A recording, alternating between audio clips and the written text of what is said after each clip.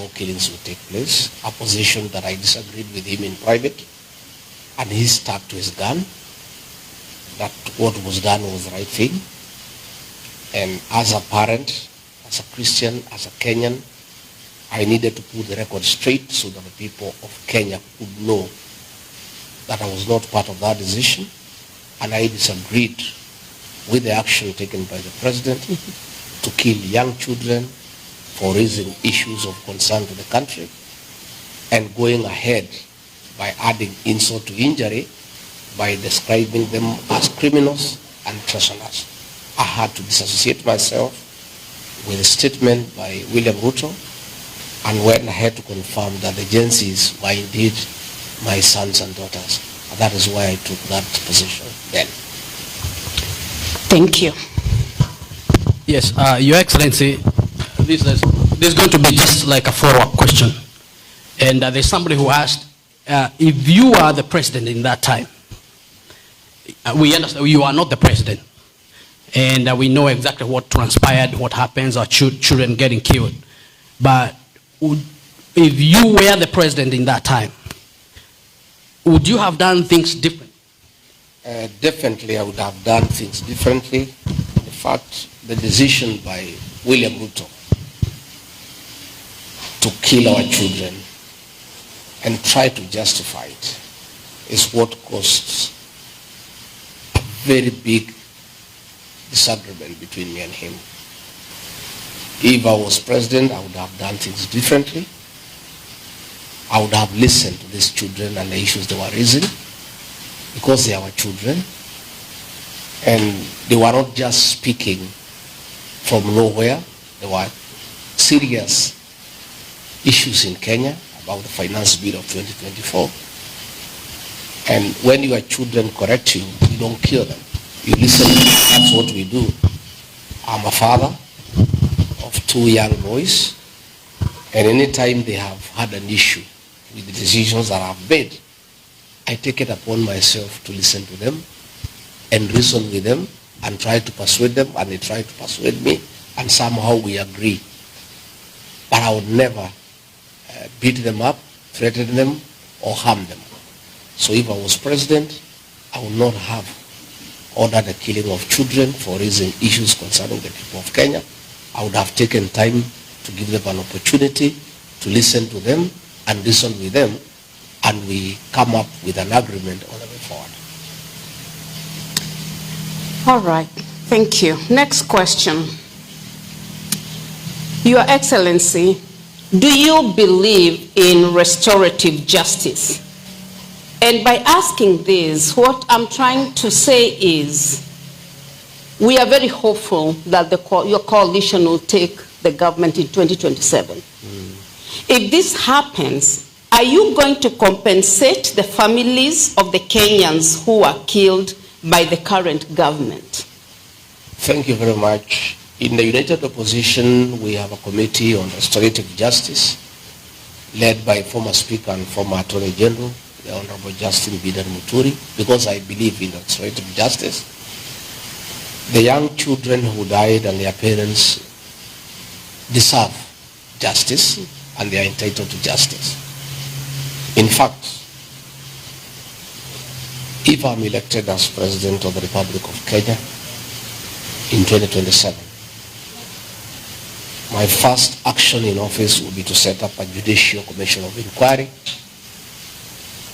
to inquire on the killings that took place on June 25th and the subsequent killings that have taken place since then, the issues of abductions, so that all those people who are responsible for the killings are brought to justice. Number 2, I would initiate a mechanism for the compensation of families of those children who are tortured, those who are killed, and all those who have had problems with the government of President William Ruto.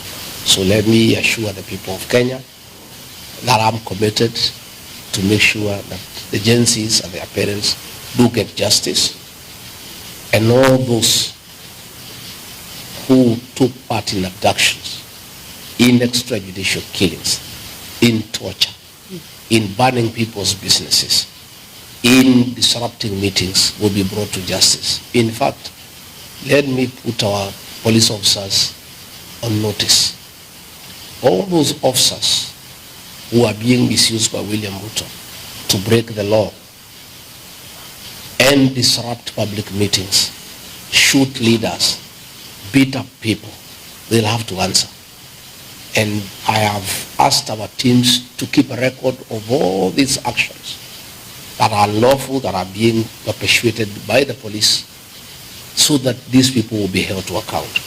I want to ask families of Gen Zs who are killed, who disappeared, to make sure they document all the circumstances under which their children disappeared, under which police station, so that the commanders of those stations then will be held to account. And let me tell officers commanding police stations, officers commanding police divisions, all the atrocities against the people of Kenya that are being committed within your jurisdiction, you will have to answer it one day. If you see what has happened in Kenya, there was the issue of Aglo-leasing that took place in the year 2003. The courts have decided so many years later, almost 22 years later, that those people will have to face justice. So all those police officers in the DCI, in the National Intelligence Service, in the National Police Service, officers in the Ministry of Interior, who are committing crimes against the people of Kenya, when we form government in 2027, you will have to answer for those crimes of commission and omission, because that is the way the law says. Thank you, Your Excellency. Your Excellency, when the Kenya Kwanza government came into power, during the campaigns, the president used to say that they are not going to weaponize the state organs like the KR, the state agencies.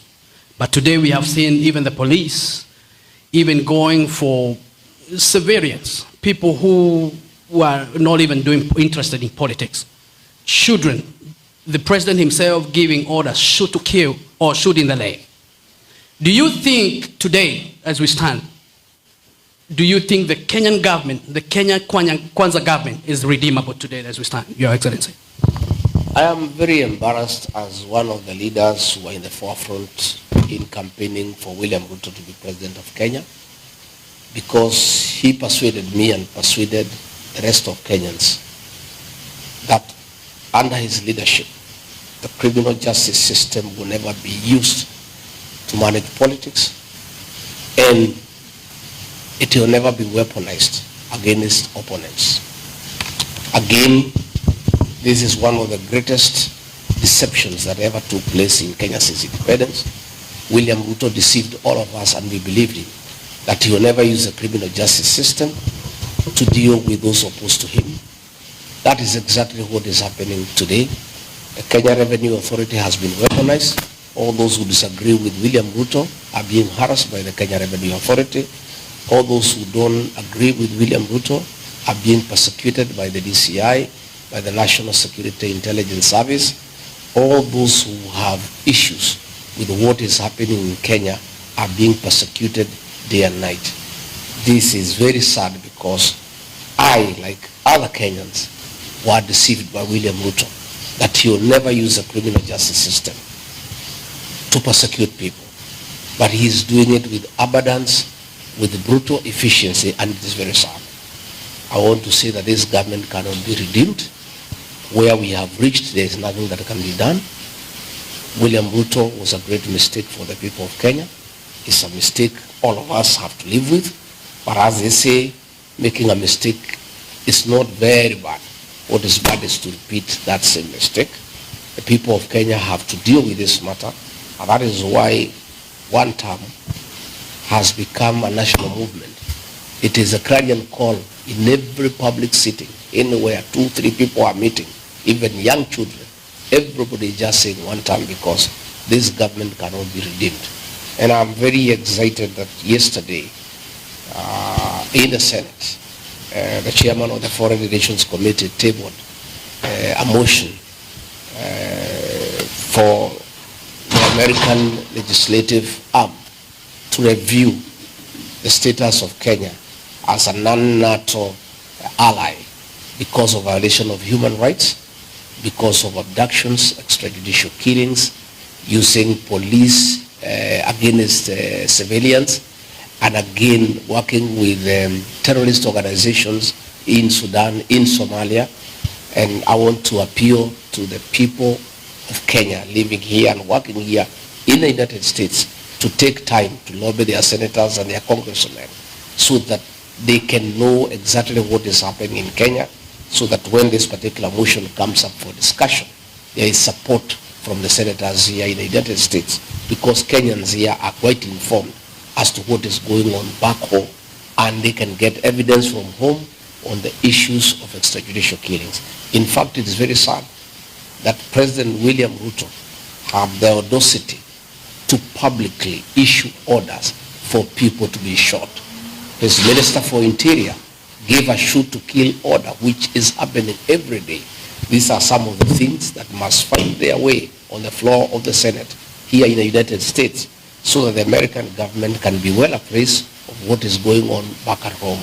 And we are hoping and we are appealing to the American government, and specifically President Donald Trump, that as he chooses an ambassador for Kenya, because the position is vacant, to consider to give us an ambassador to Kenya of the same caliber and thinking and orientation as Smith Hempstone, who came in to help the people of Kenya when they face similar circumstances of violation of human rights and the erosion of democracy. We'll be very happy if we could get an ambassador the caliber of Smith Hempstone to come to Kenya and help us to restore our democracy and to restore the respect of human rights in our country. Thank you. Follow-up question would be, so you don't think, Your Excellency, the empowerment programs that are going on right now in almost every village, we've seen, in the media, they are going in every village, they're, saying empowerment. We don't know exactly what it is. You don't think that is going to redeem this government or anything? Those are not empowerment programs. That is daylight bribery of voters using stolen public funds. These are funds that were meant for education, free primary education and free secondary education. This money, William Ruto has diverted management for education through the National Intelligence Service, ostensibly to deal with regional security. This money is withdrawn in cash every Friday and given to Kindiki to go around the country bribing voters and cheating them. That is empowerment. William Ruto promised real empowerment when he became president. If he wants to do real empowerment, he needs to bring a bill in Parliament where these programs are well explained and included in the budget, so that there is an organized way of doing empowerment. Today, how do you explain where is the Deputy President getting this money from? His salary is known. He has been in office for 10 months. He has not earned more than 10 million shillings. In the last several months, he has spent over 300 million shillings. This money is not in the budget. Where is this money coming from? These are proceeds of corruption. And these are funds that are being used to corrupt the morals of our people and try to bribe voters ahead of the 2027 general election. So it's all deceit, it's all a conman game, and it has nothing to do with empowerment. It is simply bribery and a scheme to deceive the Kenyan voter, to try to persuade them to have William Ruto elected as president. Thank you. Now, Your Excellency, this interview is really not an interview without talking about you being labeled as a tribalist. And as you may know, probably you are aware that most of us who defend you on social media, we are also labeled tribalist. I personally campaigned for President Ruto for 4 years, non-stop. Obviously, I was against President Uhuru. Nobody labeled me tribalist until Rigathi Gachagua was impeached. We have seen you hold rallies in Mombasa, Bungoma, Kakamega, Kajiado, Nairobi, and other parts of the country with great acceptance from Kenya masses. Why the government, and indeed its handlers, calling you a tribalist? Why do you think they call you a tribalist? And we have seen you in many other regions that do not belong to the Kikuyus. Thank you, Jerry. That is a narrative by William Ruto to try to demonize me before the people of Kenya and to suppress truth. William Ruto has nothing against me. And the only remaining strategy is to label me a tribalist, to try to demean me before the people of Kenya. Fortunately, it's only William Ruto, his sycophants, and bloggers paid by government who call me a tribalist. I'm the darling of the Kenyan people. As you have rightly said, when I was in Ukambani, everybody, thousands of people from that area wanted to hear from me. When I arrived in Mombasa, in Kilifi, in Malindi, everybody wanted to listen to me. When I went to Masai Land, in Kajiado, in Narok, the Maa people want to listen to Riggy G. When I went to Western Kenya, I was a star guest in Bungoma, in Busia, in Kakamega, in Vihiga. The people of Kenya believe in me and the truth that I speak every day. It's only William Ruto because there's nothing else he can say against me. As you have rightly put it, nobody believes in me because when I campaigned for him, he never called me a tribalist. When the people of the mountain Kenya supported him to a man, he never said they are tribal. He has only decided we are tribal because we have rejected his leadership and we have said we are not going to support him. As long as we were supporting him, we were good people and we were very nice people and nationalists. But the minute we decided that he cheated us, he betrayed us, he misused us, he was the wrong choice for us and for the country, he has decided that we are tribal people. But I am never dissuaded from what I believe in. I never lose focus. I'm never distracted. I ignore those things with the contempt that they deserve. I am very keen to talk to the people of Kenya. I stand for the people of Kenya. When I fought for the Gen Zs, I fought for all the Gen Zs for the people of Kenya. When I oppose over-taxation, I do it for the people of Kenya. And the people of Kenya have understood who Riggy G is. And William Ruto with his narrative will go nowhere. When I go back, I will be having a 3-day incursion of the Busi region in Kisii and Nyamira. Again, I will be going to Migori in Kuria. Again, I will be going to Bomet. I will be going to Eldoret. I will go to each and every part of the country because I'm a Kenyan leader.